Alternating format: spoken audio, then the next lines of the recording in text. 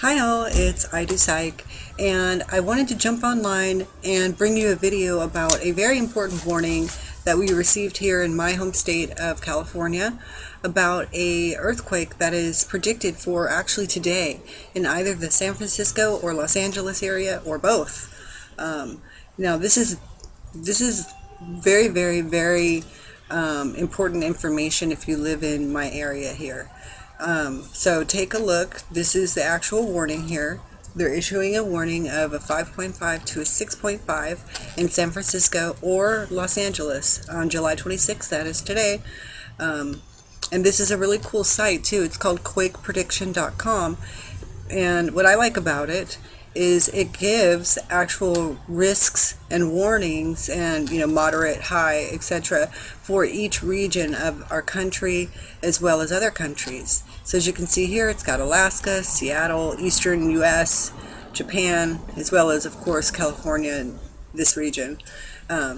So if we go over to the forecast map, we can see what they're talking about here. Let's take a look. Okay, forecast map. Let's click on that.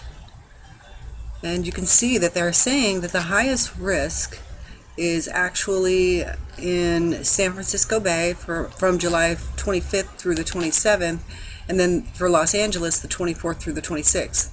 So in no means are they trying to say that if an earthquake doesn't come at this time that it won't come, but they are predicting a 5.5 plus earthquake, and they're saying that it's likely today. We did have some movement here. This is right where I live, right here.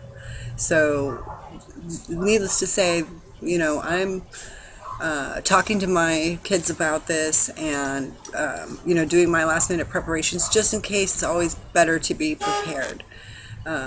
So I would suggest that you do the same if you live in my area. This is the first time I've seen this kind of warning come out, and I thought it was really interesting. So let me show you something else that I came across here.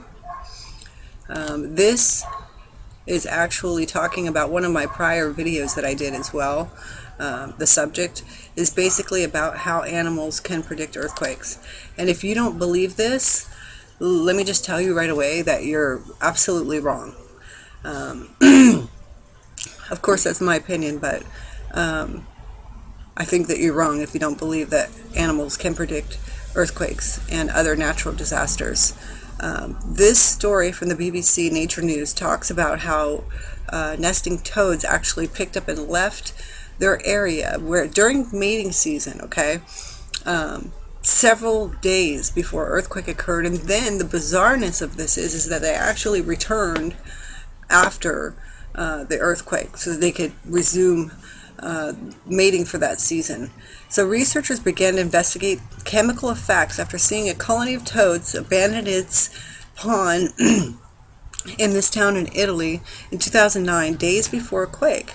And they suggest that animal behavior could be incorporated into earthquake forecasting. Absolutely. Remember when I made the video for you, if you haven't seen it yet, it's called Can Animals Predict End Times, I think. And I'm talking a little bit about a gentleman named Jim Berkeley who accurately predicted the earthquake during the World Series in San Francisco. He actually did this by carefully studying and keeping track of how many pets were reported missing in his local paper. So this coincides very nicely with this actual story here. So here is a second incident here. In 1975, in China, many people spotted snakes emerging from their burrows a month before the city was hit by a large earthquake. So not only do they have warning, they have a lot of warning. This was particularly odd because it occurred during winter, so they came out of their hibernation, and with temperatures well below freezing, venturing outside was practical suicide for these cold-blooded reptiles. But it turns out that they were on a survival mission to avoid being killed in the earthquake that happened a month later. So in each of these cases of waking reptiles, fleeing amphibians, or deep sea fish, I'm sorry, I like to fish, rising to the surface, it's been an individual antidote.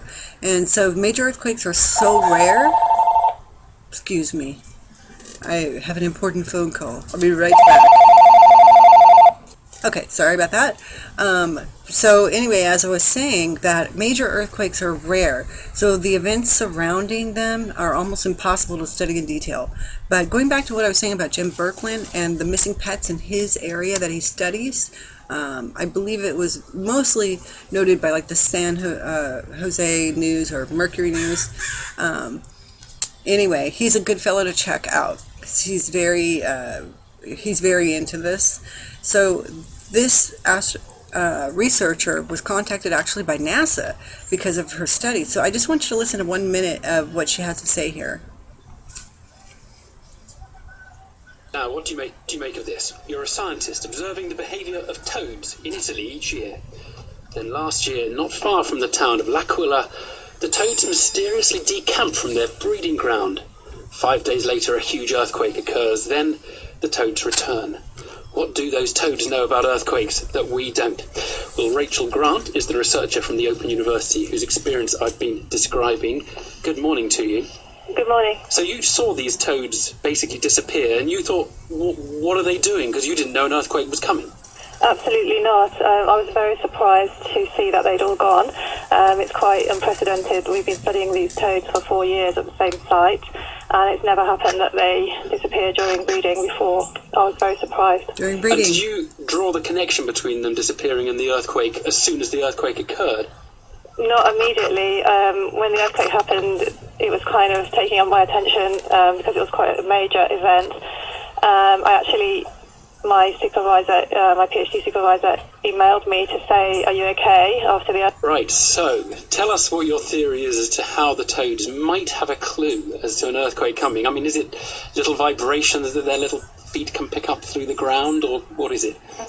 There are several hypotheses of how things that happen before earthquakes, geophysical things, and we actually found some radio waves that had been measured in the area, and they were very disturbed, and we put that in our paper. And we think the thing that could be disturbing the radio waves and also disturbing the toads, it could be gravity waves, which are produced before an earthquake, and it could be the release of gases and charged particles from the ground. Those are things which have been shown to happen several days before an earthquake in several other regions. Okay, so amphibians and other creatures are able to pick up on those three things. However, we are not. So, okay. Very, very interesting there indeed. Okay, so this big earthquake that is supposed to happen today, are you prepared for it? I'm going to make a part 2 right now because I want to talk a little bit more about how animals can predict these sorts of things, and I'm going to show you what to do. Not only if you're not prepared right after an earthquake, but also a little bit more about some tips that us experts here in California, if you're not here, have that might help you if you are actually in an area that is hit by an earthquake or natural disaster. And I want to talk a little bit more also about this fascinating game where you can actually create your own earthquake. So I'm going to bring that to you right now after this. So part 2 is coming today. Psych, and I'll talk to you guys in just a few.